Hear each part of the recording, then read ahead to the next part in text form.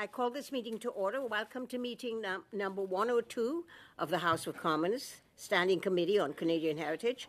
I want to acknowledge that this meeting is taking place on the unceded territory of the Algonquin Anishinaabe people. Today's meeting is taking place in a hybrid format pursuant to standing orders. Members are attending in person and the others are on the screen.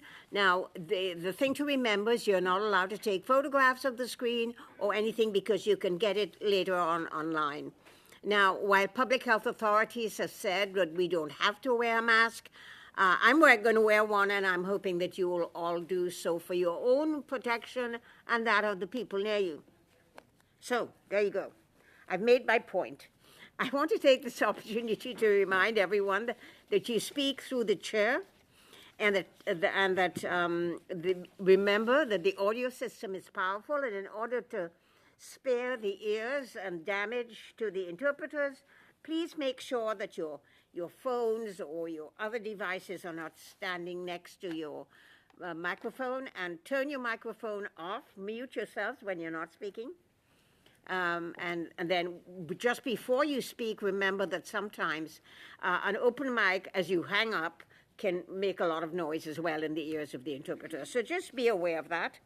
Now, this morning we are having a briefing with the Minister of Canadian Heritage on her mandate, and the Honourable Pascale Salange, Minister of Canadian Heritage. Welcome, Minister.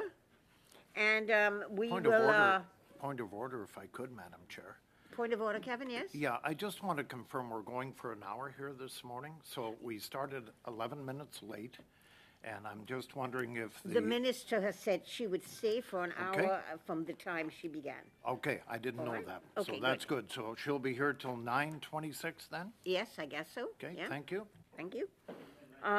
Accompanying the minister is the Department of Canadian Heritage officials, Isabelle Mondeau, Deputy Minister, Canadian Heritage, Thomas Owen Ripley, Associate Assistant Deputy Minister, Cultural Affairs, who's been here so often. I think I know him extremely well by just looking at him. No, and so now I think the minister knows that she's told us she would stay for an hour from the time this began. So I'm going to give the minister a chance to present 10 minutes, and then we will have questions and answers. Begin, Minister. Welcome.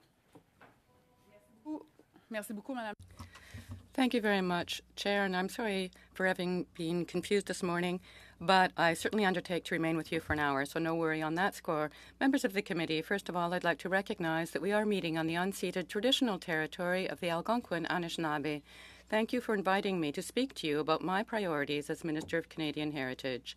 I have with me today Ms. Isabelle Mondeau, the Deputy Minister of Canadian Heritage, Thomas Owen Ripley, Associate Assistant Deputy Minister, Cultural Affairs, and Ms. Joëlle Momigny, Senior Assistant Deputy Minister, Cultural Affairs. You know, defending and promoting our culture is really important to me. I used to do it when I worked as a chair, of the Fédération Nationale des Communications et de la Culture, a national federation for communications and culture, and that's one of the reasons I got involved in politics in 2021. I saw there was a number of pressing issues, and I wanted to contribute to solutions. For several years now, the cultural and communications ecosystems have been undergoing major upheaval, not least because of the business model of the web giants. With change comes the need to adapt. The status quo was no longer an option. This is why, as a government, we are in the process of delivering the necessary changes to enable the diversity of our culture from one end of the country to continue to shine for decades to come. Indeed, we have worked very hard in recent years to modernize our laws on culture and communications. I'm happy to salute the work of my predecessors at Canadian Heritage who have contributed greatly to the ongoing success of this undertaking. Ministers Guilbeault, Joly, and Rodriguez have paved the way and have shown determination in this matter. What we're on the verge of achieving now is major. On the one hand, ensuring that online broadcasting platforms contribute to supporting the creation of Canadian content in all its diversity and taking into account the fact that France is a minority in North America. The legislation on online streaming is also important for promoting an industry that generates considerable economic spin-offs and provides good jobs across the country. In the same vein, we're convinced that the public must be able to rely on reliable and independent sources of information that contribute to democratic dialogue across the country. That's why the Online News Act represents a turning point. This legislation will ensure that news media are fairly compensated by the platforms that benefit from their work. In the case of these two laws, we have acted with conviction and the support of a large number of political parties who understand the importance of taking action. As we look back at what our government has been able to achieve for arts, culture, information, and our heritage, it's important to remember where we started, which is far behind, due to the Conservatives' lack of engagement and recognition for our cultural sector. The lack of interest was, in fact, damaging. Our vision as a government is shown in our track record of delivering historic support for arts and culture every step of the way. We made the choice to support reconciliation, including promoting and preserving Indigenous languages. Indigenous communities across Canada are doing this work, and we will continue to support them. In recent years, we've been there to support our creators, our venues, our artists, and artisans. We have always chosen to invest in culture, especially in times as difficult as the pandemic. Some have called this irresponsible spending, but we call it investing in our country and in the talent of our people. I'm proud to be part of a government that recognizes that. The cultural sector is immensely important. Arts, culture, and heritage represent more than $57 billion in the Canadian economy and close to 673,000 jobs in sectors such as film and video, broadcasting, music, publishing, archives, performing arts, heritage institutions, festivals, and celebrations. Pourquoi je vous parle de ça? Why am I saying all this? Because since 2015, we've had to rebuild support for culture and for the right to information. These are two areas that had been damaged by years of cuts and conservative inaction. We took these decisions with the conviction that, as a country, we stand to gain by valuing culture for the common good. That's political courage. However, given the enormous challenges facing the cultural and information communities, I come to you worried. I'm worried because, even today, some still take the liberty of saying that our culture, in all its types of expression, doesn't deserve to be valued. I'm concerned to hear politicians telling tens of thousands of cultural and information workers, day after day, that their work does not deserve to be protected by fair and equitable laws. It is dangerous that a party promises to roll back all the progresses we have made and that will enable us to succeed. Deciding is part of being a politician. So the Liberal Party has decided to make culture and information a priority. Thank you very much. I'm now ready to answer your questions. Thank you very much, Minister. And now we begin with the questions. The first round is a 6-minute round, and as you all know, the 6 minute is the question and the answer. So we begin for the Conservatives with Rachel Thomas. Mrs. Thomas. Thank you. Minister, thank you for making time to be here with us today. My first question is as follows. Yesterday, there was an announcement made with regards to Google and the government making a deal.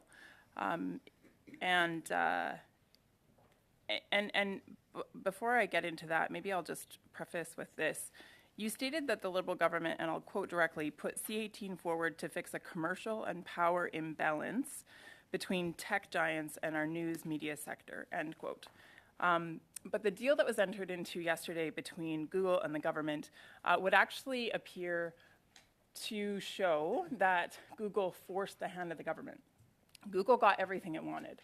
$100 million spent, one agreement, and one collective chosen by Google on their terms.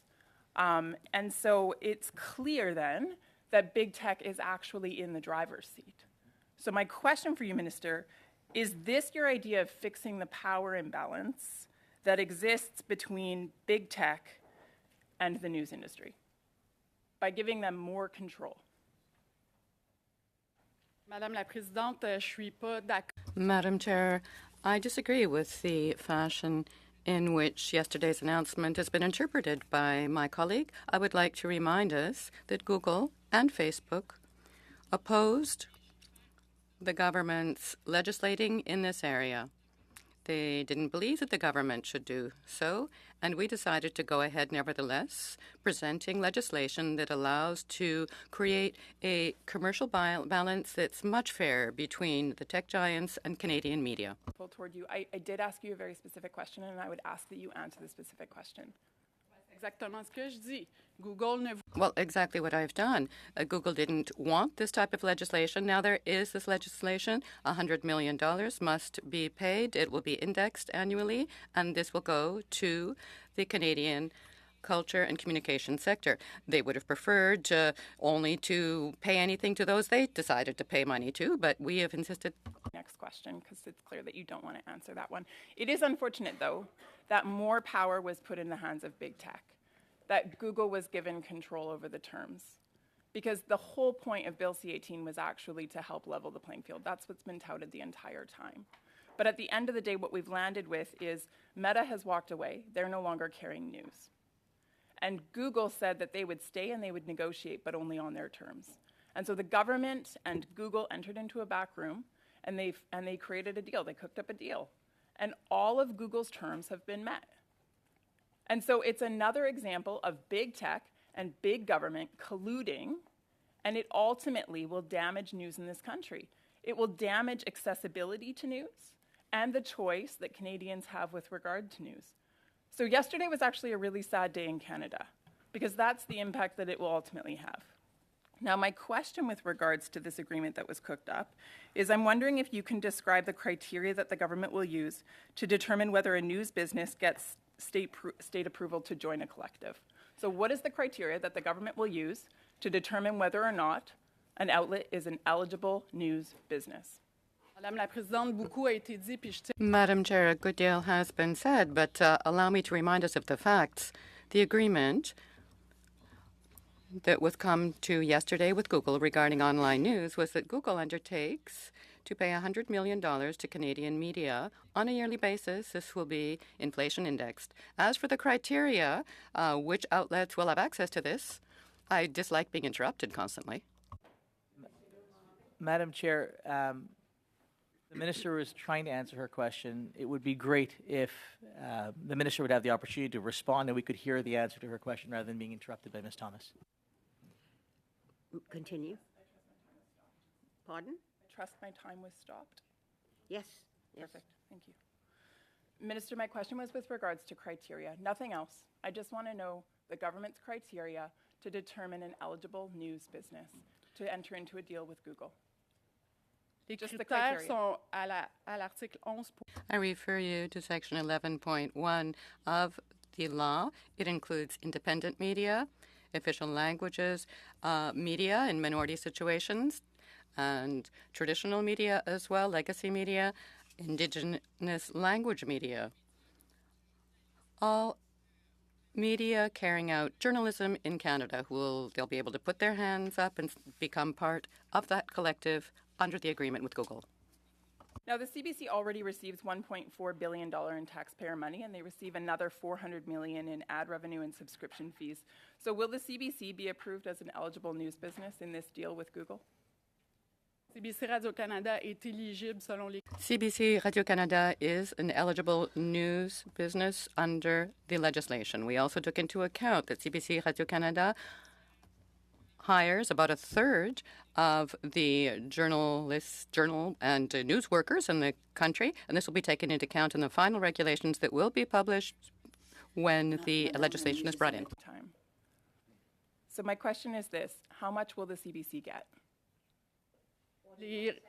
La réglementation est présente. The regulation is currently being reviewed by the Order in Council, and details will be published before the 18th of December when the legislation is brought in. Google will ultimately get to determine which collective it enters into an agreement with. What criteria will Google use? Les médias vont devoir se regrouper dans... Media will come together in a collective that they will manage to handle negotiation with Google and also redistribution of the funds in a transparent and fair manner. Collectives, not necessarily one. C'est possible, ça va être possible selon la loi. It will be possible under the legislation that several collectives carry out the negotiation, that there be solely one negotiating for the entire news sector. Questioner, and that's for the Liberals, Lisa Hepner. Lisa, 6 minutes, please. Thank you, Chair, and thank you, Minister and officials, for being here today. And Minister, I want to start by really congratulating you on the deal that you announced yesterday. I think it's really good news. And news is so important. It's so important to Canada. It's so important to Canadians. I know this viscerally because, as you know, I was a member of the media for many, many years. In Hamilton alone, we're very well served by many media outlets. I think of CHML Radio. I think of the Hamilton Spectator, where I worked in the late 90s. I think of CHCH News, the TV station where I worked for 20 years. And I know from the people of Hamilton how important it was for them to have their own stories told and to have these local voices.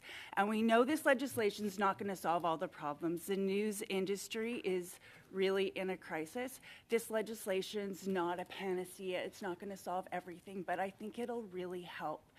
And what I think what we've heard a lot of is, well, Google and Facebook are backing out of news. Why don't we back down from this legislation? Because we need these services and we also need news, so let's just drop it all.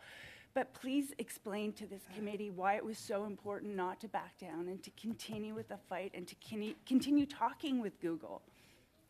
Thank you so much for your question. And we've been talking for more than a decade about the fact that the digital platforms disrupted the advertising market, and that most of the revenues now flow to Google and Facebook.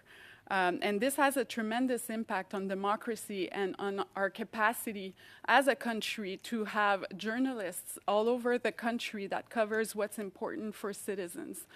And we've been talking about this for more than a decade, how important it is to rebalance the relationship between those digital platforms and with our news outlets to make sure that they can actually negotiate parts of the revenue that should be going back to our news sector because it does bring value to those platforms.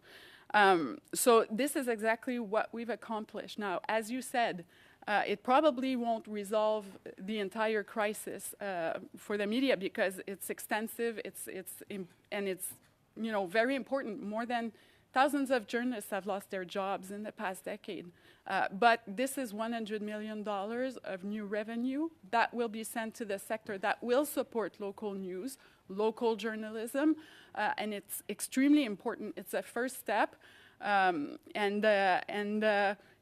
government has been there to support the news sector and will continue to be there.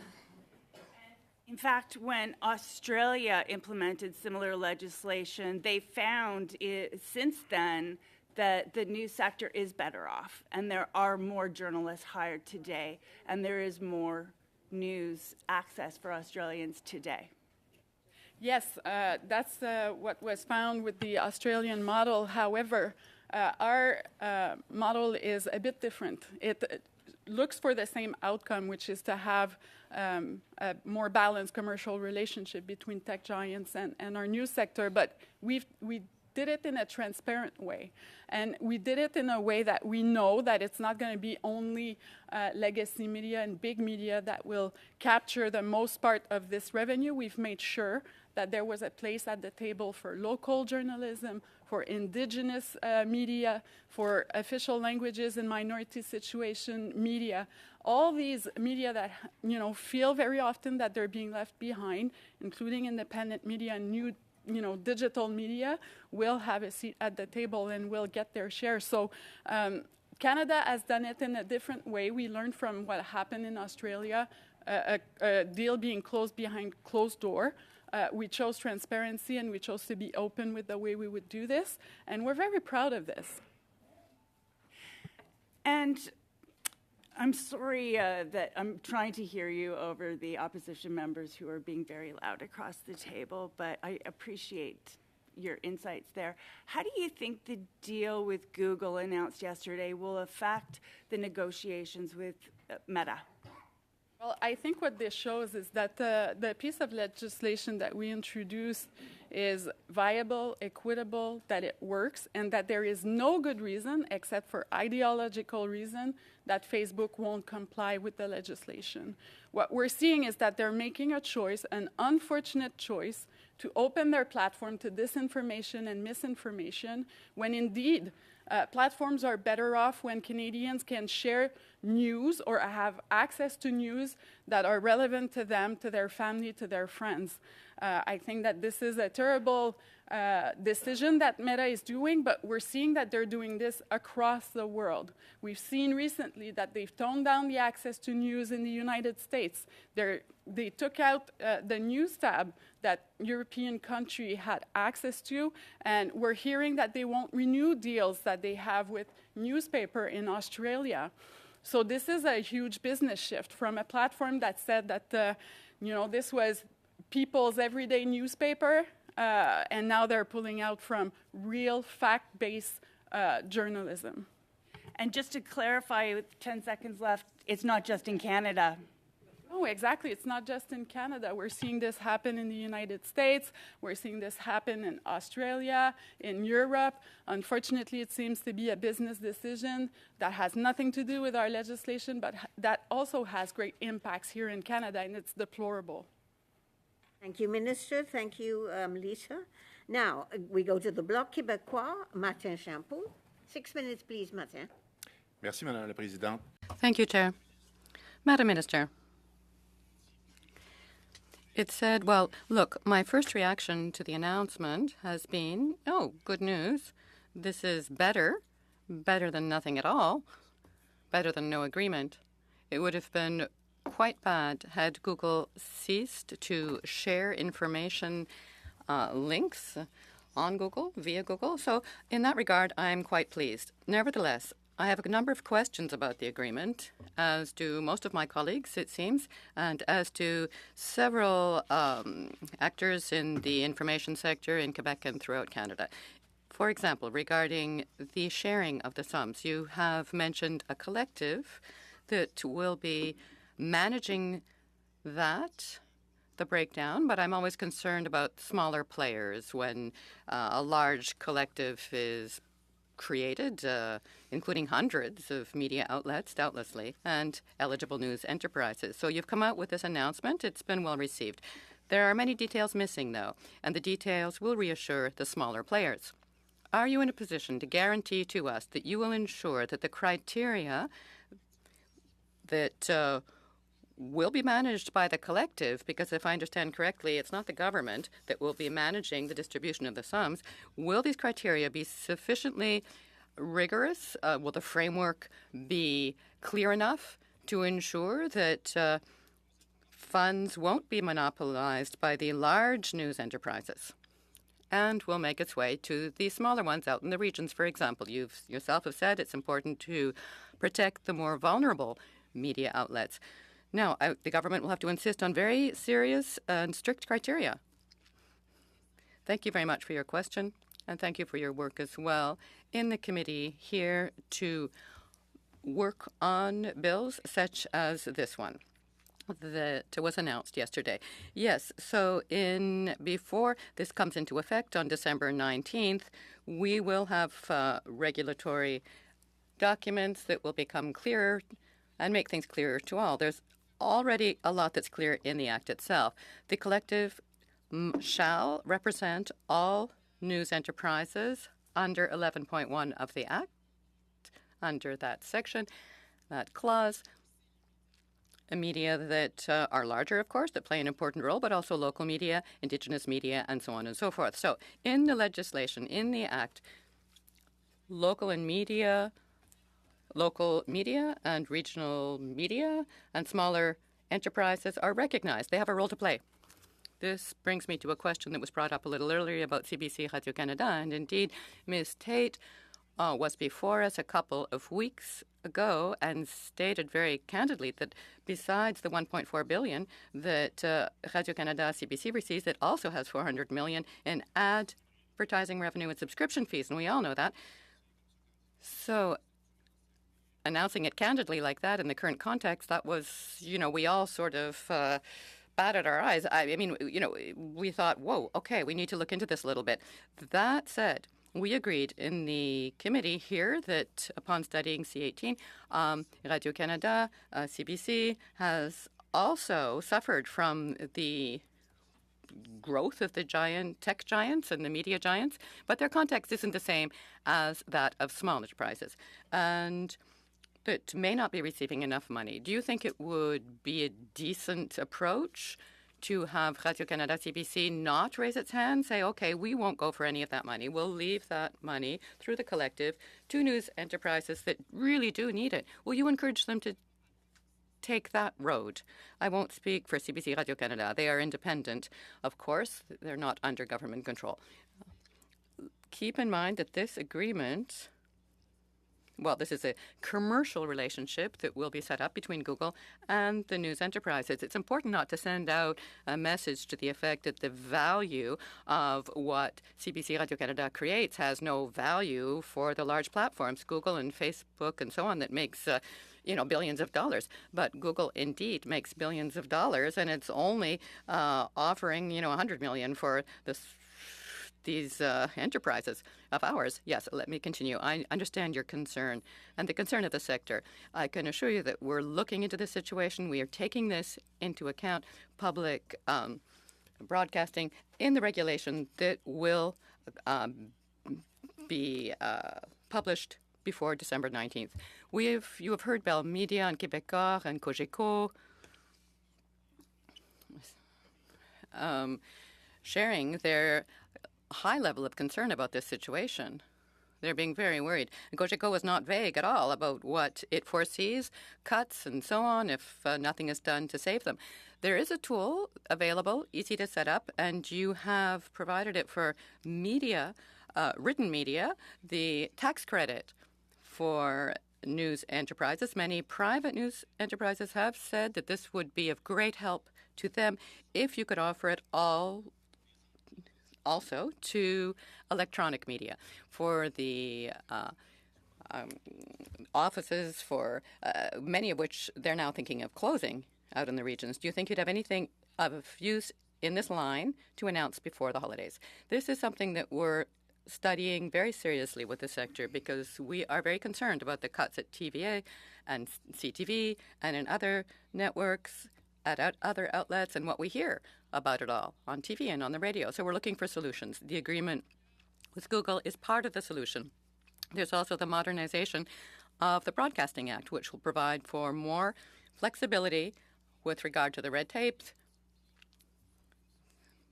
and also the possibility of a fund being set up to support media outlets. So are a number of other pieces of the puzzle that are still being worked up to ensure that media continues to play its role protecting our democracy. We're very concerned to get everyone through this crisis. The time is up. I'm now going to go to Peter Julian for the New Democrats. Peter, 6 minutes. please. Merci beaucoup, Madame la Présidente, et merci. Thank you very much, Chair. And thank you, Minister Saint-Onge, for your presence here with us today. We certainly hope that you'll be back frequently here in the committee. I have 3 questions for you, and I would like brief answers if you can. Who is was providing the most vile expressions of anti-Semitism and hate was given a contract through Canadian Heritage. Now, the NDP was the first party to call for the cancellation of that contract, and the government did cancel the contract. But I want to know whether the money has been paid back, $125,000 around, whether that money has been paid back, and what steps have been taken within Canadian Heritage to ensure that those who promote hate in any form will no longer get contracts through the government. Secondly, Meta, in testimony before this committee just this week, the Center for Countering Digital Hate stated very clearly, and their studies have shown this, that Meta in their algorithms is promoting the most vile anti-Semitism. And yet Meta is not only refusing to provide respect Canadian democracy on C-18, but also has been cited numerous times for that expression of vile anti-Semitism and other forms of hate. Yet we provide subsidies to Meta and Google, according to the Library of Parliament, that are in the order of more than $1 billion every year. That's in the advertising tax credit. There's an indirect subsidy for Meta. Why do we continue to subsidize Meta when they are not respecting Canadian democracy and when they have been implicated in the most vile expressions through their algorithms of anti-Semitic hate, Islamophobic hate, racism, misogyny, homophobic and transphobic hate? Ma dernière question, c'est à propos de l'entente avec... My last question is about the agreement with Google. We know, given the crisis that the news sector is living through right now, as we've seen, TVA and so on, that the web giants really have to contribute to our society, contribute to broadcasting and the survival of news. But Google is involved here as well. When you look at the gap between what the government was looking for and what we're receiving under this agreement, are you considering withdrawal of the funds going to Google, the $1 billion that I mentioned just a little earlier, according to the Library of Parliament, so that those funds could be used instead to support news enterprises that are doing the job here in Canada, of producing news, of informing Canadians about what's going on? Thank you very much, and thank you for the work that you're doing here in the committee to strengthen our legislation and everything that you defend here.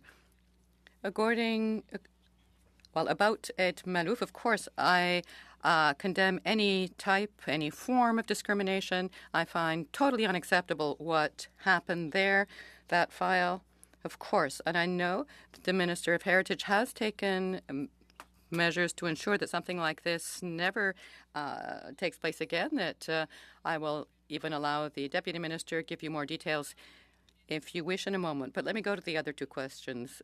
What we see with Meta is that they're refusing to be responsible for the content that appears on their platform. They're really doing everything they can to avoid being held responsible. So we're looking to see what we could do to support our media. You've mentioned the tax credit for the advertising revenue of Meta and Google. That's one solution that we are considering to better support the sector, but also to encourage people to advertise mostly via our Canadian news outlets. We're looking at that very seriously. Oh, that's very helpful. Thank you. I'm glad to hear that. About Google now, I think we have to agree that they have decided to approach this matter differently in Canada, being to respect our laws, to work with the government and to work with the news sector to play a role and to ensure that Canadians continue to access material made in Canada for Canadians. And I'll allow the Deputy Minister to supplement my answer. With regard to recovery, there have been 4 stages. First, an recovery agency has been hired, and that agency has checked to see what assets that organization still has, and we've also asked CRA to let us or to transmit any money that comes in immediately, and also has been a file opened before the courts. We also have ensured training for our analysts about anti-Semitism, and we are ensuring that applications be clear and clearly handled, and that nothing of this nature will ever be tolerated in future, that the Charter of Human Rights and so on will be fully respected. I'll just cut you off, given that I have another question. And this is about grave situations online. There was the suicide of an 11-year-old child, a death by suicide, a child who had been maltreated online, the hatred online. When will we finally get legislation that combats online hatred? Excellent question. Our government is determined to go ahead with a bill to counter online hatred and maltreatment online, abuse online. It would have to be a complex legislation respecting freedom of speech, but protecting people from abuse, especially children. It is just horrifying what took place. Considering that this leads young people to choose to end their lives, this is horrifying. The entire government and all Canadians should worry deeply about these matters. Overtime. Now we're going to go to the second round, and it's a 5-minute round. And we begin with Rachel Thomas again for the Conservatives. 5 minutes, please, Mrs. Thomas. Thank you. Minister, I noticed that you answer my questions in French, but other English questions you answer in English if they're from your Liberal colleagues. I realize it's completely your choice. We're a bilingual country. But if at all possible, I'd love to have it. Rappel au règlement, Point of Madame la order. Présidente. Yeah. Point of order, point of order. That's ridiculous. There are at least 5 people shouting for a point of order. And Clerk, did you see who was the first one? Okay, I think it was Martin. Go ahead, Martin. Madame la Présidente, Madam Chair, I don't need to remind you, or remind my colleague, that our guests, just like the members of this committee, can speak in the official language of their choice. We have highly efficient interpreters with us here. I use them constantly, so I can tell you that's the case. And the minister has the full right to answer in whichever language she chooses. This is an insult to Quebecers and to Francophones. Sorry, I think Lisa was before you, Peter. J'avais le même appel de règlement. Same point of order, Madam Chair. I think this is insulting. I think that we cannot request that the minister speak in one language rather than the other. Madame la Présidente, Same point of order? je viens sur le même. Yes, on the same point of order, Madam Chair. I just put 2 questions in English, and the minister, of course, has the right to respond in whichever official languages she chooses to. To have someone question the bilingualism of our country is offensive to all of us. And I certainly hope that this MP will start respecting official languages and respecting this committee. Points of order. Yes, Mrs. Thomas. Continue. No, I'm on the same point of order. You're on the same point of order. Okay, we paused. Thank you. My observation was that the Liberal member was afforded the opportunity to be answered in English, and I was not afforded that same opportunity. I recognize that we're a bilingual country, and by all means, you can answer in either language. I'm just curious if you would be willing to answer in English. Point of order, Madam Chair. Point of order, point of order. order. I have to go back to the original point in the point of order, and that is that the person speaking should choose what language they wish to speak in. And if the minister chooses French, fine. If she chooses English, fine. We cannot make her answer in whatever. Okay, good. Minister, continue. You want to ask a question? Yes, Michelle? Michael? I think that the fact that the Conservative Party has demanded that a member speak only in English, to me is it goes against everything this country has been built on. You know, when we come into this chamber, we have 2 official languages that, you know, everyone's afforded. And the fact that the Conservative Party is demanding that a member only use one language, to me is just unacceptable. And it needs to be noted that, that should never happen at committee. It should never happen, in the House of Commons, and it's just something that goes against our very values as Canadians. Thank you, Mr. Cotto. I think I highlighted that when I responded earlier on, that it is a valid point of order, and the minister can answer in whatever language she chooses. Mr. Noumarmid, is this something new, or are we going over the same It is thing? something new on related matter. It is one thing, as Mr. Cotto has pointed out, which I think is reprehensible, for anyone to demand or suggest that one language be used. You're already clipping your demand? That's great. If I might finish what I was going to say.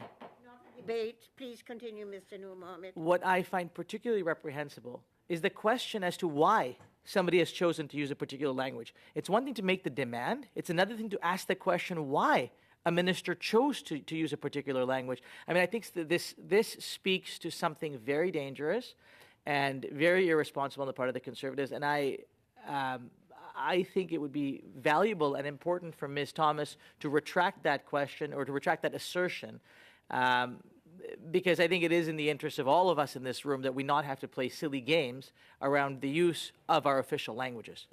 All right, to get back to the Peter. Madam Chair, just for Mrs. Thomas's education, having been brought up in an English environment and having learned French in school, there are numerous times when you have a vocabulary in one particular language that allows you to speak more easily in that language. And that is the principle of official bilingualism. For the Conservatives to put in question official bilingualism is absolutely reprehensible, and I just can't believe how radical and extreme this party has become since the member from Carleton took over. Thank you. I am going to now suggest that I do not want to entertain any further points of order on this issue. I have ruled as a chair that the member, Mrs. Thomas, has a question, the floor. She could question the minister, and the minister can answer in whatever language she chooses. So let's not carry on with this for too much longer. Thank you. Mrs. Thomas, your questions, please.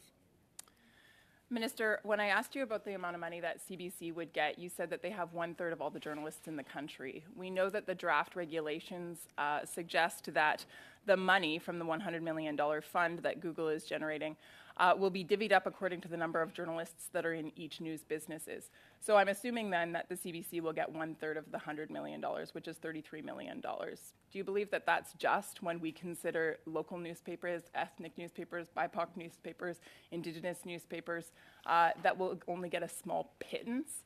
When in fact your government actually claimed that this bill was about supporting local news, small outlets. That is not the case. That is not the case. 1/3 of the amount will go to CBC. According to the PBO officer, 75% total will go to the big players such as the CBC, such as Rogers, such as Bell, such as Torstar.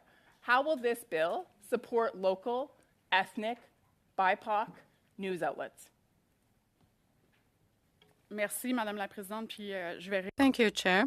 And I will respond in my maternal language because I have full respect for all these questions being put, and I want to be sure that I use the right vocabulary and provide a clear answer. As I've said, the final regulations will be published before the legislation, the Act, comes into effect on the 19th of December. We take into account the fact that CBC Radio-Canada represents a large proportion of journalists of the country, and it's important that the $100 million from Google is also distributed to local, independent, and Indigenous media outlets, all the media that my colleague here in her question has touched on. We want to make sure, and we shall make sure that that's the case. Unfortunately, they're misplaced. Those local media outlets will receive very little and possibly nothing at all. This bill has killed them. Big tech has colluded with big government to do away with news in this country. It will be less choice for Canadians and less access for Canadians. It's a shame. And let's not forget the fact that actually Google isn't signing on to Bill C-18. They've actually been granted an exemption. So, Minister, when you celebrate the success of 18, let's look at this. Facebook walked away. They're not carrying news anymore, so they're not under Bill C-18. Google, that's the second one it applied to. They applied for an exemption, you entered into a backroom deal with them, and they got what they wanted. So Bill C-18 technically applies to no one. It's an absolute failure. It's a boondoggle, Minister. So let's be really clear about the facts here. But my next question is with regards to Laith Marouf. Laith Marouf received $130,000 from the Heritage Department. He used that money to perpetuate vile comments towards the Jewish community and towards the Francophone community, which you claim to defend. Meanwhile, that $130,000 has been outstanding. Mrs. Thomas, I don't think the minister ever defended it. I think you got the answer about things being done in sequence in the department and it going to the courts right now. So I don't think that there was any sense that anybody condoned this. So can we please get to your question? Thank you. And point of order, Madam Chair. Without being misleading, yes, Mr. Noor Mohammed. It would be wonderful if Ms. Thomas might address her comments through the chair rather than at the witness. And also if she might perhaps not raise her voice and scream unnecessarily at the minister when we're trying to have a respectful conversation here. Mrs. Thomas, continue with your questioning. Minister, $130,000 was given to Laith Marouf. He continues to hold that money even though he was told by your department to pay it back more than 16 months ago. He continues to use that money to perpetuate his vile conduct towards the Jewish community. Just a few days ago, he was seen out on social media putting some of the most heinous comments up for the public to observe. And your department has sat there and done nothing. Nothing. And you sit here with a smirk on your face. Through you, Chair. The minister sits here with a smirk on her face. Point of order. Comments through the chair, please. Right now, please. I do not want people to start shouting at each other. But I think that, Ms. Thomas, that you have gone a little too far. You are actually berating the witness and you're misleading the committee at the moment. Thank you. So go ahead and ask your question, whatever it is. Thank you. Chair, I'm simply making an observation with regards to the conduct of the witness, who happens to be the minister. And Chair, she does sit there with a smirk on her face right Point of order, Madam Chair. Point of order, Madam Chair, if I might. Who is calling? Serious, Mom. Everyone is speaking. Seriously. I would like some order in this committee, please. Now, Peter, was it you who were saying point of order first? Go ahead and then to Mr. Noor Mohammed. I find Mrs. Thomas's behavior at this committee, as she said a few weeks ago, she wanted to make this committee hell. It does a disservice to Canadians. It does a disservice to the Conservative Party. And she needs to stop acting in such a childish, immature way. Be very careful that we're getting close to the language we're using, Mr. Julian. Mr. Noor Mohammed? Madam Chair, we asked for the minister to come so that we could get answers to questions. We did not ask the minister to come so that we could listen to diatribes from members of the opposition, in particular Ms. Thomas. I took great umbrage to the fact, but I didn't say anything about it, that when we were having the last exchange, Ms. Thomas chose to say to me that it's okay, she had already clipped her request.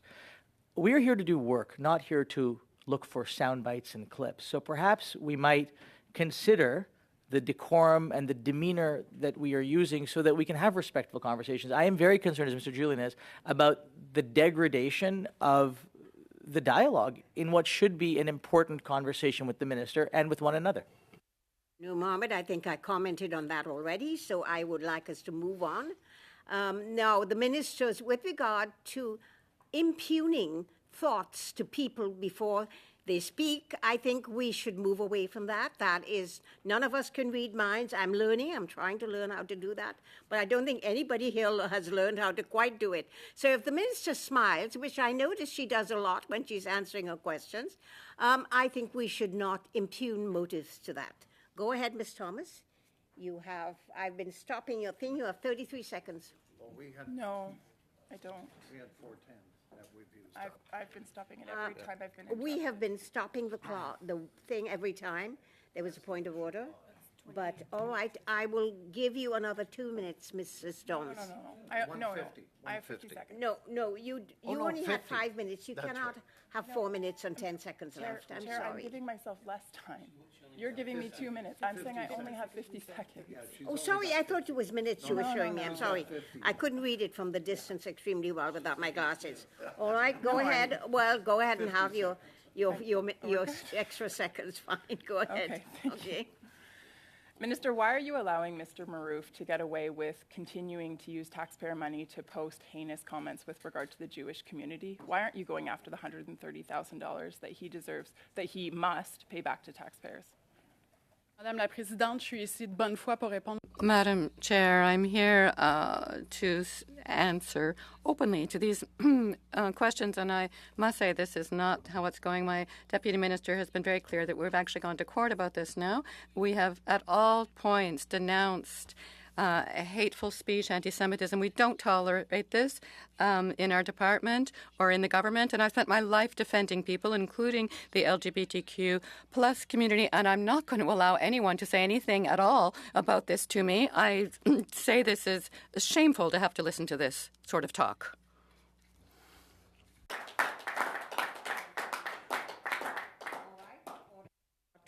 Well, whatever you have on your thing, seconds. You finished with the questions? Thank you very much. Okay. So now I'm going to go to the Liberals, Miss Gainey, for 5 minutes, please. Anna? Merci, Madame la Présidente. Et Thank you, Madam Chair, and thank you as well to you, Minister, for being here and for your contribution today to our work. It's a pleasure to see you here with your colleagues. about CBC Radio-Canada, on a vu certainement des coupures. We have seen that there were cuts applied during the Harper years. For a few years now, you have been working to rebuild these institutions. About defunding the CBC, about the value of the CBC. I would like to hear your thoughts on that. Why is the CBC important, and what are the impacts potentially of that kind of rhetoric on those institutions and on our country? Merci beaucoup. Puis effectivement, j'ai. Thank you very much. Yes, indeed. I too have passionately defended our national broadcaster, CBC Radio-Canada, because all democratic countries ensure that they have strong institutions to provide quality journalism across the land, and also to ensure that the public broadcaster supports the artists and creators of the country, helping here Canadians discover Canadian talent. Unfortunately, our national broadcaster is also affected by the current crisis, and their revenues are affected, their income is affected, and this is without even including the effects of the continuous attacks of the Conservative Party. They're defending themselves from that, and I'm happy to help them do that. I'm proud to do so. Luckily, we've been able to bring back online for them the funds that were cut under the Harper government. We need a conversation about the future of CBC Radio-Canada because given the media crisis, the entire situation has changed. We need to ensure that our national broadcaster continues to play its important role for us, including representing both official languages across the country as well as 8 Indigenous languages. Thank you very much. I share your point of view. I'm also interested to know what you think about the handling of information on digital platforms. Platforms better with news on them. Absolument. Et c'est d'ailleurs. Yes, of course they are. Google itself, in participating in our framework, our system, by sitting down to discuss the situation with the government, ensuring that the regulation works, is showing that Google is a better platform thanks to the presence of Canadian news material on it, so that Canadians can continue to access this information on that platform. All platforms should do more to fight against online hatred, disinformation. We know that all this has a very nefarious effect on our society, and the large tech giants should take responsibility for the impact of their platforms on democracy, on society, and to at least ensure that to fight against disinformation, there is quality information created by proper journalists up on their platforms. Thank you very much. I have no other questions for the moment. I'm not sure whether a colleague would like to take some of my time. 32 seconds left. I'll jump in. Michael, go ahead. Thank you so much for being here, Minister. There's so many parts that are, that make up your mandate letter. Can you just tell us maybe one item that you're really excited about that's outside of the items we discussed today? Well, one of it that I'm really looking forward to talking more to Canadians about is the future of CBC Radio-Canada. It is part of my mandate letter. It's something that I hold dear because I respect the role, the mandate, and the mission of our public broadcaster. But I think it's time that we have a great conversation about its future because the landscape has changed so much with the arrival of digital platform, the fact that the advertisement money is going more and more towards those platforms instead of our own platforms and Canadian companies. And therefore, we need to make sure that CBC Radio-Canada and its mandate and its role and its mission is in adequation with the situation in the current market. So this is probably one of the next things that I will talk to with public stakeholders from the sector, but also with Canadians. Thank you, Chair. Thank you very much. And I'm going to go to Martin Champoux. Martin, 2.5 minutes, please. Before we turn on the clock for Mr. Champoux, I wanted to say that the minister had said she would stay a full hour. Now, we only have 5 minutes left to the time that she came in. And so I'm going to ask the minister if she has to leave at that time or if she can stay for 10 minutes longer for 2 more questions in the round. If not, that's fine. We will just end with Mr. Julian. Non, je respecte le travail de mes collègues au comité. Puis No, I respect the work of my colleagues here in the committee, and I will stay for another 10 minutes. 2 minutes et demie, Madame la Présidente, ça va. 2.5 minutes, Chair, will go by very quickly. Madam Minister, the cultural milieu has had a lot to say in the last few months. They've had trouble making it through the post-pandemic period, and the programming hasn't been adapted to them sufficiently, not to their view. There was a good deal of expectation for the fall economic statement and budget statements and so on. So you have no right to tell me that you've worked to review the Broadcasting Act. That's fine, but I want a clearer answer. Is there any money coming for the culture sector? Are we just going to drop them where they are, or is something in the pipeline? I've spoken with the various representatives of that sector, the cultural sector, and the fall economic statement really focused on housing and on measures to assist all Canadians, fiscal measures, legislative measures. I know that the cultural sector also needs help and will continue to work, be there for them. Yeah, but that's what we always hear. You know, we like culture, we're there for them, and so on and so forth. But right now, it's a state of emergency for them. They need funding. They need some hope of funding. We say, yeah, hang on, we like you, there'll be money in the next budget. But they can't plan anything. They can't foresee anything. They can't get organized, and they're not going to be giving up their mortgages just to organize a festival in their region. You know, they have limited funds. They need some reassurance. What can we do? We need to continue working to ensure that the sector be adequately supported. I understand that the festivals are very important, live activities in all the regions. This is an important a factor for local tourism as well, and we'll continue to support them. And we're fully aware that they're still affected by the post-pandemic situation. People haven't started going back to the regions for large festivals and so on the way they used to. We're working hard to remain out there in the field and continue to support their ongoing survival. Much. Peter Julian for 2.5 minutes, please. Merci beaucoup, Madame la Présidente. Je reviens à... Thank you so much, Chair. I'll go back to the matter of abuse, online abuse. In last year, in North America, all the mass casualty killings were motivated by online material published by the far right. We've seen this misogyny, Islamophobia, anti-Semitism, racism. All this is up online and playing into this level of violence. Why is the government still holding back on legislation on online abuse? Why don't we have dates yet? Why don't we have a calendar for this legislation? I couldn't agree with you more. We must do more to counter extremism, the far right.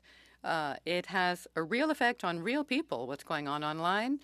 Indeed, this trickles out into real behavior, real social repercussions. We need to ensure that the legislation be carefully written, focused on real aims, and we will come out with that. So when? January, February? I am just as anxious as you are to give you an actual date. All I can say, it's really a priority, and as soon as it's ready, we will table it, we will present it, introduce it in the House. We want to ensure that debate goes forward in a healthy fashion to strengthen what we have to show you and bring it into effect as quickly as possible. All right, it's urgent. Now, the Local Journalism Initiative. This program was supposed to be extended. It hasn't been in the fall economic statement. Why is the government holding back on that? Could you reassure us that it will be extended? And another question on safe sport, something that we have been studied for a great deal at the committee, Safe Sport in Canada. Why hasn't the government struck up a public inquiry into safe sport in Canada? Well, I can't give you any specifics about what may be in a future budget, but I can tell you that I am fully aware of the importance of the impact of the Fund for Local Journalism that has allowed outlets to hire local journalism and has really revived, added vitality to a news desert out in the regions, and I hope we'll be able to maintain that impetus. Now, about safe sport, my colleague in charge of that file will come to testify before you soon, as I see, and it's a very important file, and you'll get an update on where it's at. I'm very proud of having carried out with the department considerable reform to ensure much more transparency, responsibility, and safety in national sport. Sorry, thank you, Minister. So the next question is to the Conservatives. Martin? Thank you, Madam Chair. Thank you, Minister. One of the things you started out by saying was the importance of culture. And I don't think things have changed much around this table. I've been here for many years on this committee, but I'm the only one that has membership in the National Gallery sitting around here, and I'm the only one that goes frequently to the National Arts Center. Keep that in mind. So do I. Good, finally, thank you. It's good to see, because that has changed since I started this and pulled out my membership and nobody had them.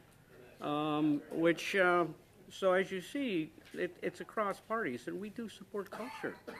So when you impinge one group over another, I get a little frustrated by that kind of opinion. But there's another number that I've said many times, and it's come up a number of times over the years. It's the 30% that the federal government has moved their advertising into the big techs. I got about 13 weekly papers, and when I meet with them, they said, we used to get that 30%, now we get zero. If this government was really serious about supporting our weekly and local media, you would move your advertising away from the big tech that you've called your enemy for, I've heard it in this room many times, back to support our weekly papers.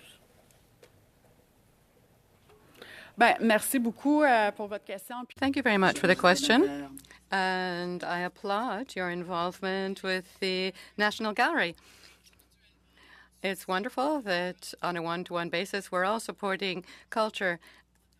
and the arts, but the government too has a role to play, providing financial support, providing legislation and regulations to support the vitality of our cultural and media sectors. You have mentioned investments in advertising to ensure advertising goes through our Canadian media. I agree with you. That's one way to approach the matter. The municipalities, for example, who have withdrawn public notices from local media, that was a big hit. All levels of government must do more. To 100%. My weekly papers carry the municipal advertising constantly, so you're wrong. In my writing, the weekly papers are carrying all those municipal notices. They are. So for you to say that, that's a mistake. You're not aware then of what our weekly Point of papers and our order, municipalities Chair. are doing. Can you please direct the members of the Conservative Party to speak through the chair rather than pointing Yes, I fingers have at the been witness? allowing that to happen. Please address the chair when you're speaking to anyone else. Thank you. Let's Go through move the to the chair. next question. There's $100 million on the table that we talk about.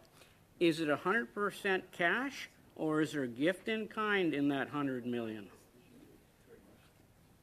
Je tiens à préciser que je faisais référence en I would just like to specify that I was referring to Quebec, where municipalities now are allowed to publish their local notices on digital platforms rather than in local media. Now, the $100 million, this is a fund. It's an agreement that it will be indexed to cost of life, so it's $100 million a year. As for the other services that Google will be offering to the media, such as technological and tech assistance, that's to be negotiated between the media and Google. Cash, Madam Chair, it's $100 million. There is no in-kind in the past, from this past year, nothing.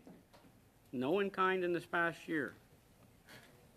la loi entre en vigueur le 19 décembre. Well, the law comes into effect on December 19th, and then Google will negotiate with the collective. The regulations will specify that Google shall provide $100 million a year indexed to the cost of life to the collective and in funds. When the collective that they're going to be negotiating with, are you suggesting everybody's going to be at that table? So the weekly papers in my writing are going to be represented by who?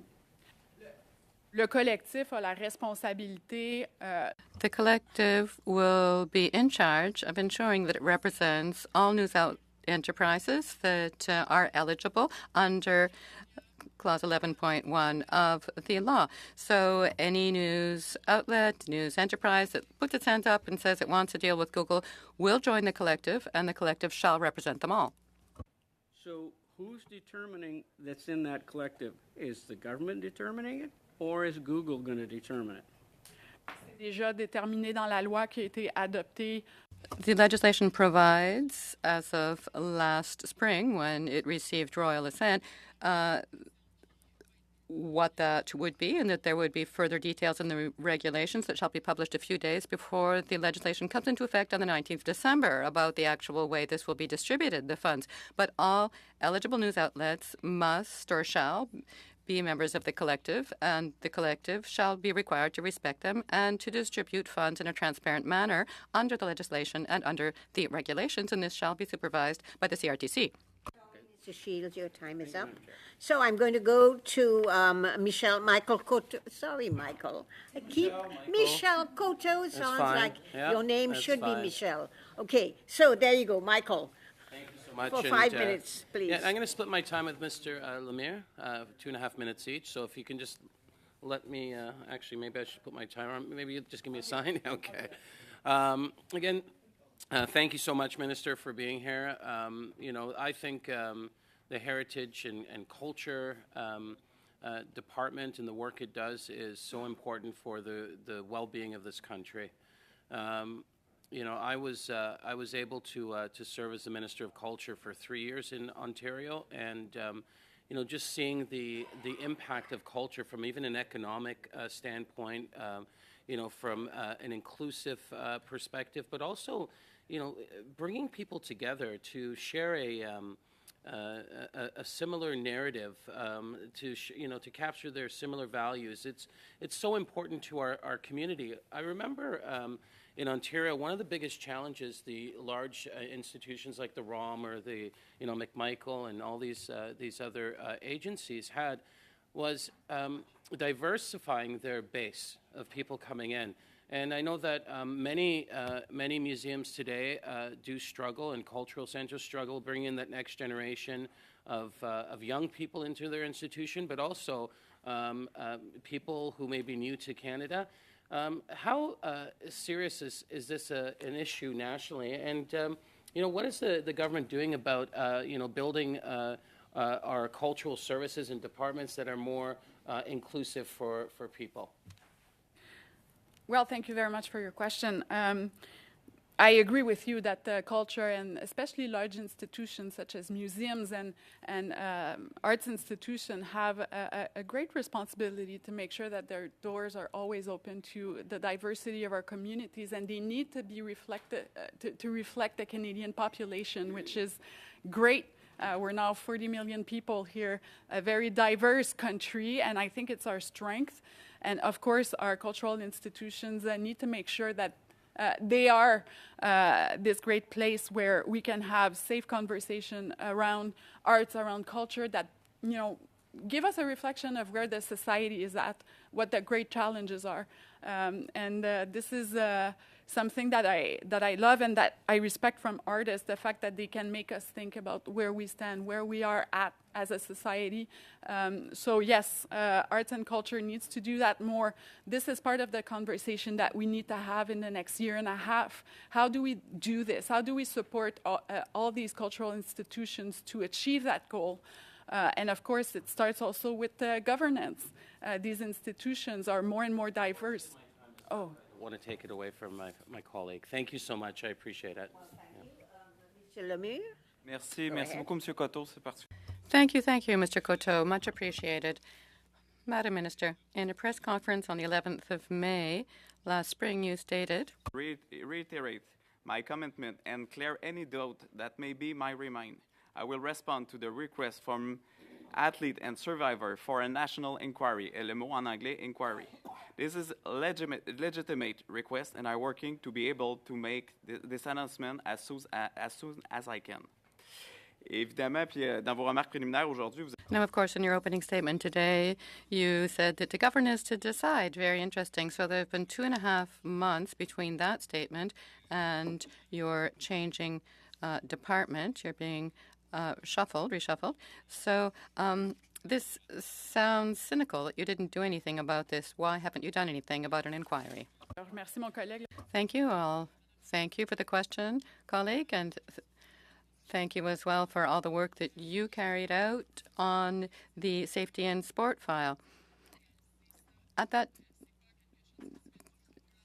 I have had time to think through this. It's not something that's done overnight. A national discussion on such serious issues, it has to be done the right way. Unfortunately, there was a reshuffle, and I wasn't able to continue down that road. I know that my colleague, Ms. Qualtrough, the new Minister of Sport, will come before you to tell you more about what she is doing to ensure that sport is safe in Canada. I was deeply concerned by everything that I heard, and of course, further discussion is necessary. Minister, are you yourself still ready to back an inquiry? I said that this is something that I hoped to go forward with. Right now, it is no longer under my control. Of course, I support the government. If the government decides to go ahead with an inquiry, I think that this is a discussion that would might allow for solutions, but might also allow us to speak more directly to provinces and territories, given that this is a multi-level of government problem, and everyone needs to come together to protect young people. I have 10 seconds left. Do you think it's acceptable, the rumors we now hear at Radio-Canada CBC, that it would be a 50-50 cut, English and French, even though we know that the budgeting isn't 50-50 between CBC and Radio-Canada? Of course, the public broadcaster is independent, fully independent from the government, and I will let them manage that. But we are clear in saying that Radio-Canada CPC must play a very important role in defending French within and outside of Quebec for OLMCs outside Canada, official language minority communities, and I certainly expect them to respect that mandate. I expect them to. Minister, I want to thank you for staying the extra time.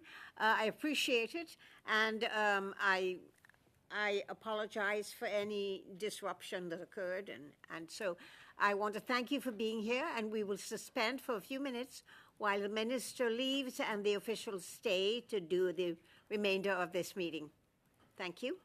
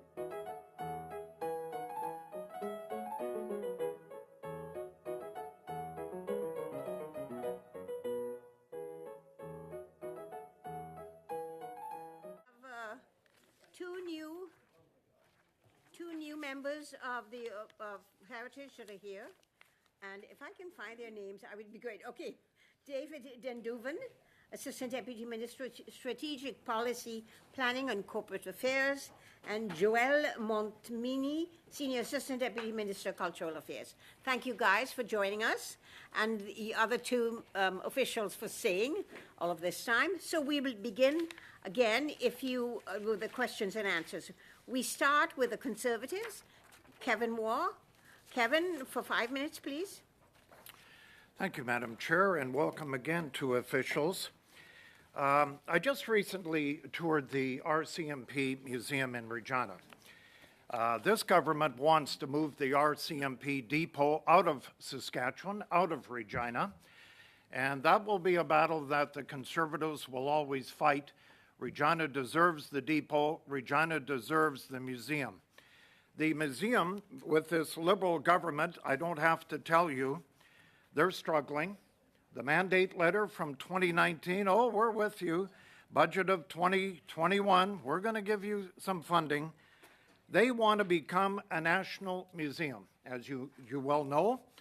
They are seeing no action from this government. They see the precinct museums gobble up all the money. The one in Halifax, the one in Winnipeg, we're hoping the one in Regina can come through someday and actually have some resources to be a national museum. Where is this in today's pecking order with the department? Is Regina and the RCMP Museum going to get national status? Thank you, Madam Chair. So you're right.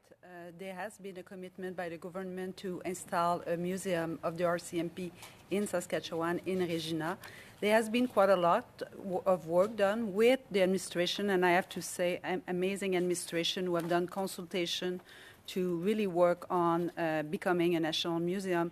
We have resources in the department, Madam Chair, to assist in that work, so we have worked closely with them. But they are at the point now where, you're right, they need further investment in order to become a national museum.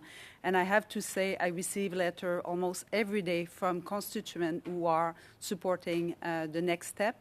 So I think it's a good question that you can raise, Madam Chair, with people who are making decisions in the next budget. Thank you. Who makes that decision? I will say it's the government. You know, truth and reconciliation, we often talk about it. I mean, this is where it should start, right at the RCMP, the museum, the depot. So to be blown off for 5 years, because this government started this conversation in 2019, we're already heading to 2024. I met with the executive of the museum. They're frustrated, and they want answers, and I think they deserve answers. And so, Ms. Mondu, what do you think they should do? Thank you so much, but I wouldn't say there has been no work during the last 5 years, because actually we have worked very closely with them on doing some of the work you're talking about. They have gone out there, they have worked on there with the community to understand better what the community needs, including on the reconciliation file. So I have to say they have done tremendous work in collaboration with us. So we have been working for the last couple of years on moving further on the National Museum. So great collaboration there. But how close are we? I think we are ready to move to the next step, which is really defining what the museum is going to look, what the budget is going to be needed. And for that reason, I think it's a good conversation to have in the context of the next budget. So the minister was here and talked about Indigenous being at the table when, in fact, Google's $100 million donation is going to hit the tracks next in this June. I've got a number of reserves in Saskatchewan that want to start their own radio stations. I think you're aware of that. Where do they fit in? All that I have right now is Missinippi in La Ronge. I can tell you 3 or 4 other reserves in my province want to have their own communication network. So I didn't get a chance to ask the minister, but it's interesting. Indigenous and Northern voices will be at the table. What do I tell my 3 or 4 reserves in Saskatchewan that want to start their own network? Where does this leave them today? Madam Chair, I have two answers to that. The first one is that on C18, all, as the minister say, indigenous newspaper, print, and radio will be included, and they will be at the table. And they've already engaged, because the point you raised is very important. They're trying to make sure that everybody in Canada know about it, that no small community is forgotten. So the reach out is going to be very important, and there will be a call when the legislation come into force to make sure that people can raise their hand. But I also want to mention another program to you. We have in Canadian Heritage a program, a broadcasting program for the North. So if you want to put me in contact with those organizations, I will be happy to follow up with them. Yeah, I think what's happened here is their voices have not been heard. And I have seen this with, newcomers coming to this country. I've seen this with the indigenous voices have not been heard with traditional media. And they want to have their own network now. They want to start this, and they're concerned that they're going to be left out of this. So, I'm just relaying the message I'm receiving at 4 or 5 reserves in my province. I think, Madam Chair, it's a very important message, and they should not be forgotten. You may know that in the department, one of the things that we found was the Indigenous Screen Office, which was exactly for having Indigenous people having the capacity to do in their own sovereignty movie and production of their own. So I think you're raising a very important point, and I think C18 are putting the rule in place to make sure that their voice is not forgotten. I think that's time. We're going to the Liberals, Mr. Noor Mohammed Talib, for 5 minutes. Thank you, Madam Chair, and thank you to our witnesses for being here with us today. In particular, Madame Mondu, who was a colleague of mine at the Privy Council office almost 20 years ago. So it's good to see her in this role. We've heard a lot today from the minister. We heard from the minister yesterday about the importance and the value of the agreement with Google. One of the things that I was wondering if you could talk a little bit about is a comment that the minister made yesterday about the notion that if there is a better deal somewhere else in the world, that Canada reserves the right to reopen and to move towards that. Can you, for the benefit of those of us in this room that may not have heard the whole statement or have more information, could you walk us through what that actually means? Yes, thank you. So basically, the concept is a bit drawn from our international law, where we have the most favored nation clause. So the idea is that this negotiation, Madam Chair, will continue across the world, and Canada want to be able to reopen the regulation if we found out that Google do a better deal in another country. So that's very much the same principle that we use in international law that is applied in that context. So we'll keep following the file, we'll keep attuned to what's going on in the world, and we have commit to reopen the negotiation and basically the regulation if needed. I want to go back to a question that a very important question that Mr. Shields had asked earlier of the minister. The $100 million is cash on the table from Google, and it's indexed, correct? That's correct. And that's annual? It's CPI and indexation. It's what we normally use in any legislation. Got it. And then on top of that, the minister also mentioned that there were other services that Google was providing. Can you talk a little bit about that? But can you also confirm that the value of that is outside the $100 million that was in cash on the table, for avoidance of doubt? Thank you, Mrs. Chair. So effectively, the $100 million cash annually index is a given, and it's all in cash. But there is nothing that will prevent Google to enter into other deals that are non-mandatory. As they do now, they provide all kinds of services, training, conference, et cetera, and it is valued by the sector, and they will be able to do that on top of the cash value of the money that is in the regulation. Thank you. I want to switch gears a little bit and just talk about, we've heard a lot about the CBC in this committee, as you know. Can you talk a little bit about the way in which the CBC contributes to providing information and news to rural and northern communities where they may not have as much access, and what that means in terms of ensuring that Canadians have access to good quality information. Thank you, Mrs. Chair. I will start and I will ask if my colleague want to add something. Essentially, Radio-Canada and CBC have a presence in the North. This has been a long-standing commitment of them. I should mention, too, that they're going to launch, they have announced their strategy, their Indigenous strategy, too, which has been developed very much in the spirit of working in the North and working with the Indigenous community. In addition of that, they are present in local community. I think the chair of the CRTC, when she came here, mentioned some locality that they have had journalists recently because they found out that there was not a lot of media left on the ground. And so they are trying to really be present where there is not a lot of journalists to serve basically the public service that journalists play. But I don't know if my colleague want to add something. The only thing that I might add, Madam Chair, is that CBC Radio-Canada is unique in that it has a mandate prescribed in legislation, and that includes reflecting Canada and its regions to national and regional audiences and serving the special needs of those regions. And that is why you see when CBC Radio-Canada comes in and is licensed by the CRTC, there are special conditions of license ensuring that they meet the needs of those communities. Thank you. I think that's it. Now, before I go to Mr. Lemire and Peter, I just wanted to say that we started this committee at 25 after, so we can go to 25 after in this room. And so I just wanted to get the sense of the committee. Do you want to do that? Or do you just want to finish this round?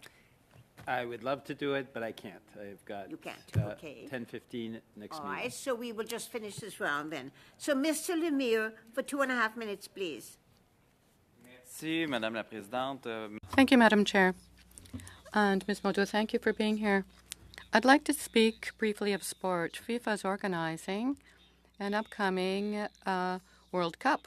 And if I understand correctly, about 20 departments are involved in preparing for about 10 soccer matches in 2 different cities. What's the initial amount that the government, your department more particularly, is investing in this event? Are you evaluating ongoing how much has been spent? We saw a Toronto media outlet telling us recently that the costs have risen considerably. Actually, about 40 departments are involved to a multi-government level. The costs involve provincial and municipal costs. The federal government is matching those funds. We're in the last stage of gathering the funds, the BC and Vancouver and Toronto and so on. And we should have data to share sometime between January and the month of June. That said, we're still waiting for some essential amounts. FIFA will be telling us how many of the matches will be held in Canada. They've said 10 to 12, but they haven't told us which cities they'll occur in. So this will have an effect on the costing. What is the framework set up to oversee the public funding invested? Thank you, Chair. There are a number of things to share here. Every element of the investment is counter-verified by an independent auditor. We have an auditing firm checking that, and of course our Department of Finance is involved, but there's also this independent auditor. 11th of May last, as you know, Minister Saint-Onge gave a press conference in which she undertook to go ahead with a Safe Sport in Canada inquiry. Have you received a mandate to go ahead with that? We worked throughout the year with Minister Saint-Onge on an inquiry, and I will allow Minister Qualtrough define and share with you here in the committee what she intends to do on that score. I can also say that we continued working on the announcements that were made by Minister Saint-Onge in May, which were reforms that this committee and the other committee had requested for codes of ethics and the oversight that Mr. Julien had brought up, that there weren't sufficient frameworks for independent surveillance We now have a team ensuring that we get information not only from players, that's important, but organizations and other sources as well, other parties involved independently. All right. So I understand it's in your mandate, this inquiry. Is that still an active mandate? You must understand that we've worked very closely with the Minister Saint-Onge on this file and will continue now working with Minister Qualtrough. I'm so sorry. I'm not sure I get exactly what you're saying there. I get it for Ms. Saint-Onge, but is the actual mandate still in the pipeline? I will allow Minister Qualtrough. She has just received her mandate letter, so I would like to allow her to be the first to discuss her mandate with you. In her mandate letter, these things are not clearly set out. So you'll understand that we're curious. We will, of course, be able to put these questions to her herself. She may be coming in on the 12th of December here in the committee. Can you confirm that she will? That is what I had been given to understand. Very well. So the follow-up on that. There is an issue in sport, the independence of the BCES and the SRSEC. So are we going ahead on all that? It's very disturbing to see that it's as though, what the sports ministry is up to, sports department of sports is up to, sometimes things come out the right way and sometimes people seem to be, hiding. Have you worked to improve transparency? What exactly have you done to improve the responsibility that you have and that you're carrying through for Canadians? I think that now there are reports, updating us all on the work undertaken. So there's also investigations that ensures transparency, and there's also been a public registry set up of people who have faced penalties, and I think that all that will help improve transparency on this matter of safe sport. 16th of December last, we heard tell of a situation involving the Olympic kayakist Angus Mortimer. What did you think of that information, and what have you done since to investigate that situation and to ensure that nothing like that ever occurs again? What penalties? What sanctions? 5 minutes 50, Madame la Présidente. No, you only had 2.5 minutes. On est au premier tour. OK, no, c'est bon, I'm sorry. Excusez. Mais non. On n'a pas recommencé. What's happening? Rappel au règlement, Madame la Présidente. Point of order, Chair. When we have new witnesses, which is the case right now, we go back to the first order of business for questions, 6 minutes each. Go ahead, finish your 5 minutes. Given that we're not going to stay till the end, go ahead. Finish your 5 minutes. So essentially, I wanted to finish my question. So regarding the Office of the Sport Integrity Commissioners, follow up on all these matters, and exactly what has your department done? The Department of Sports Canada doesn't have any inquiry powers. That's why we have created a mechanism to carry that out. Go ahead. Merci beaucoup, Madame la Présidente. Vous êtes généreux. Thank you very much, Chair. You're most generous. Go ahead. Thank you. I wanted to come back to the issue of Laith-Marev. And I appreciated the 4 steps that I've heard about. What I wanted to know was, number 1, has any money been recovered so far? 2, in terms of Revenue Canada, what does that mean? What are the sources of funds that Revenue Canada would simply garnish, obviously, coming in into the country? Second and thirdly, what are the court procedures that are currently in place? In which court? And what has been filed officially? So let me start by saying that I will never apologize enough for the event that have happened around the attribution of that contract. This has been something that, as a department, we are committed to combat any form of violation of human rights. It has been actually extremely damaging to our reputation and frankly to our employees who are committed to do that work. So I want to apologize on my behalf and on behalf of all the employees of the department, Madam Chair.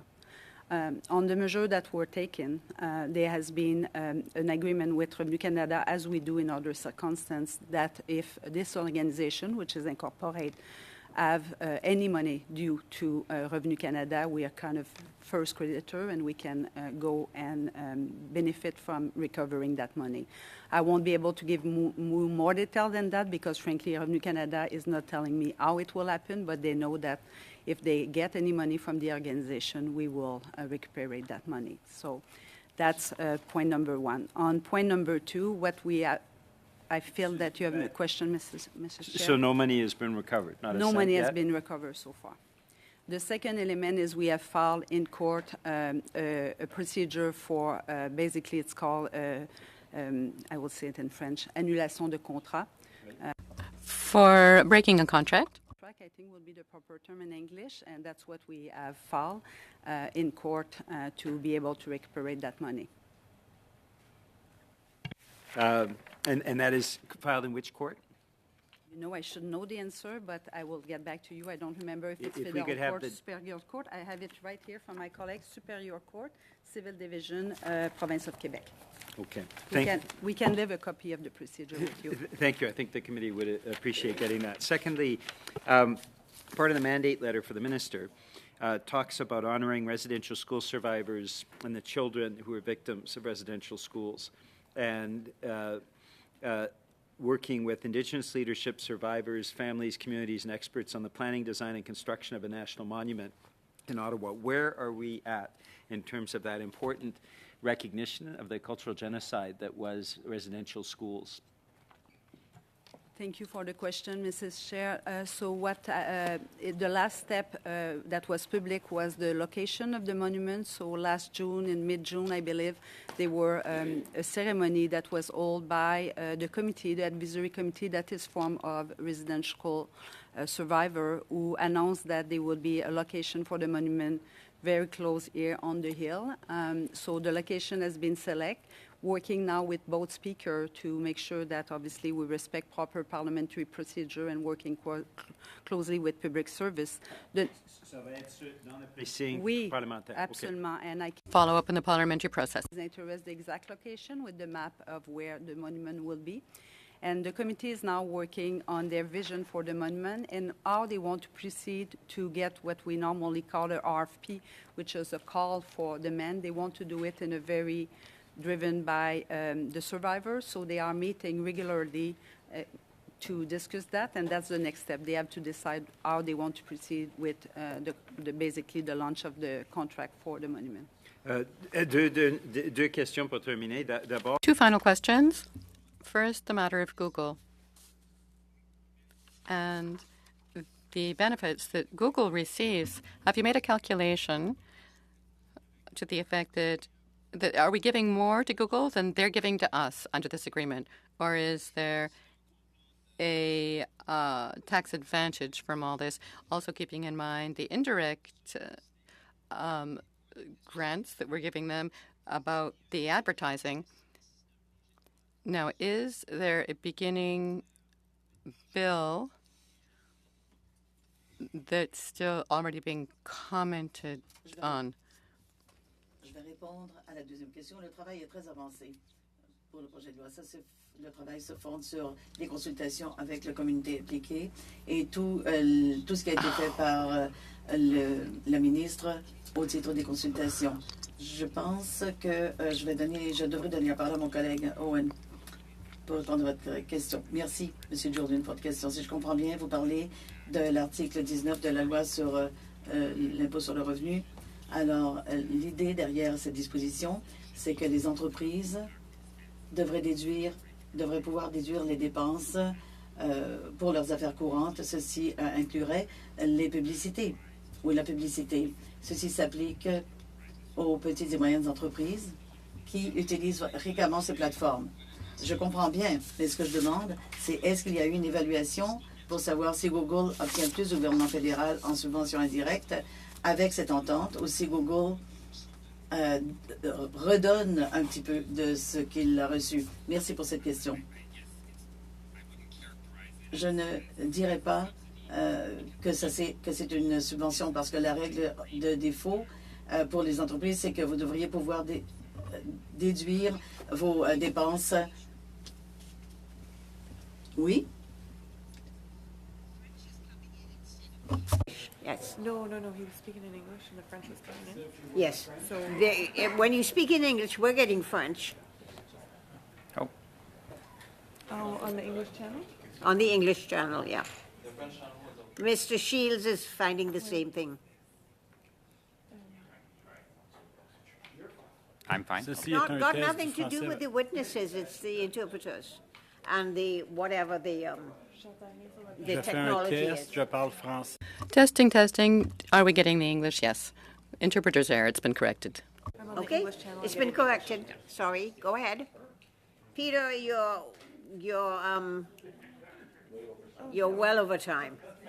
Okay.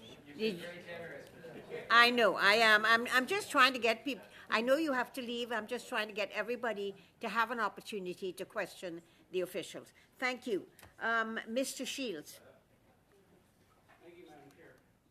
You've asked a question, I'd asked it earlier, and I think it's really a critical piece to understanding the agreement, because I've got from the Globe and Mail has written, under the deal, Google will be able to factor in the value of training. So we've got a legacy journalist who's made a mistake? Is that what you're saying? So we shouldn't believe everything that's in the media? No, I mean, I think it's, Madam Chair, it's still not the information is available because it's in the regulation. So I think people are probably trying to make some deduction on what they have heard yesterday. So what I will say is that the 100 cash is 100 cash. Everything else that Google negotiate with the platform is on top of the 100 amount of cash. It's on top of it. And I think that's good to clarify that, and I think you should make sure you clarify that with the media.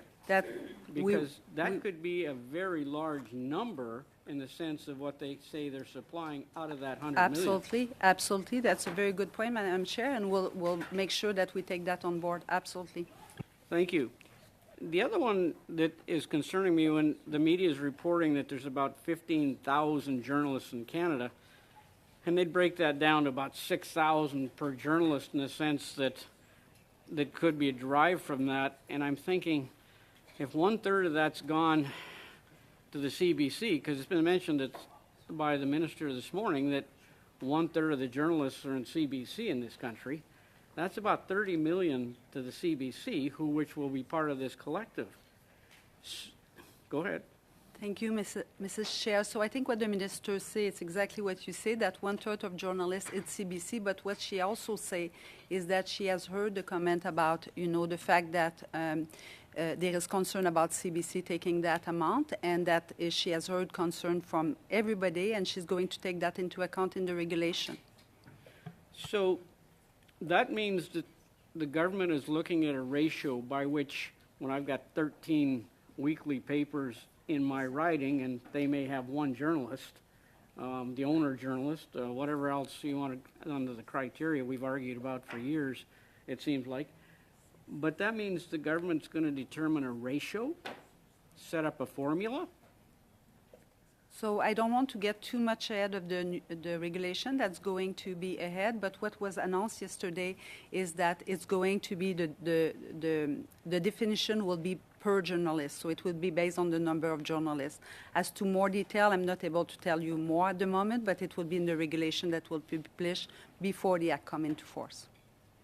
But you understand how concerning that is to me, because I represent my constituents, and and I believe what I say because I spend over $40,000 a year in my weekly newspaper's advertising. I spend. I believe that's what I should do, support them. So do you understand why I'm very, very leery that they're going to get anything?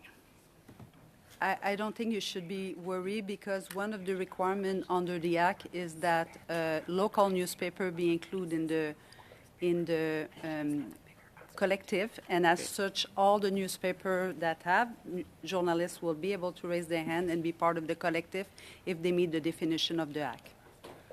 So one of the things we've heard is when I bring up the amount of money that is spent in the big tech, and could you provide us with the number that your department spends with the social media platforms, the big tech, Google and Facebook? So I can provide you with the number, but I can tell you that Canadian Heritage is almost not advertising at all. We do most of the thing on our social media, so I can provide you the number, but it's normally in a very, very, very small number because we don't do a lot of advertisement. We do a bit for Winterlude, Canada Day, and that's about it.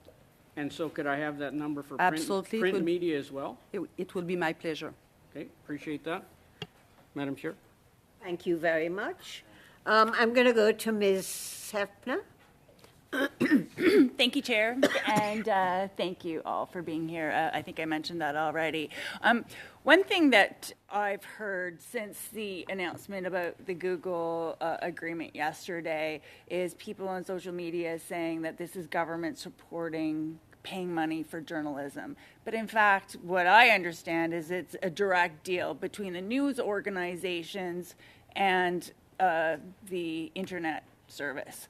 So can you just clarify that for people? Really, the government's not involved other than to set up the framework, right? That's correct. So the $100 million is indexed in cash is going to come directly from Google to the media, and they will negotiate with a collective, and the government has nothing to do with that. In fact, it's going to be way more transparent than what's happening today, because what's happening today is Google have dealt with newspaper, and none of us know with which newspaper, and none of us know for how much. Thank you for mentioning that as well, because we keep hearing that our framework is more transparent than the Australian version. Can you just describe for us more why that is the case? I want first to comment to Australia because they were the first mover, and I want to say, kudos for doing that. But obviously, we are learning from each other. And so what we have created, what you have created here in this committee and in Parliament, is a bill that provides more transparency. And how is it so? It's that you know already the amount that is going to be on the table. You know the criteria of which newspaper will be included because you adopt those criteria. And that's not something that was happening in Australia because most of the deal happened without engaging the act. So that's the big difference. Okay, and I'll pass the rest of my time over to my colleague, Mr. Noor Mohammed. Thank you to my colleague. Thank you, Madam Chair. I just want to go back to a conversation about the value of these deals because obviously, as Mr. Shields has pointed out, it's very important for us to clarify that it's $100 million in cash. And I look forward to Mr. Shields also helping ensure that people understand that it's $100 million in cash. If you were the Germans, how would you be looking at this deal right now? Like, how did the German deal work out for them with Google? I understand it was under $5 million that they actually ended up getting because they didn't have the structure that we do of this deal. Can you talk about sort of the unfortunate circumstance of that deal and why this deal is so much better in terms of setting a standard for not just Canada but for others? I will turn to my colleague. Thank you for the question. What we've seen in the world is there've been two general approaches to this problem, and so you have seen Europe pursue an approach based on giving news publishers a form of copyright in their content when it gets shared. And so the outcome in Germany that you were referencing would be under that kind of copyright royalty framework. The other model was and sorry, and how much approximately annually are the Germans seeing out of that deal? I believe the media reports that the minister referred to.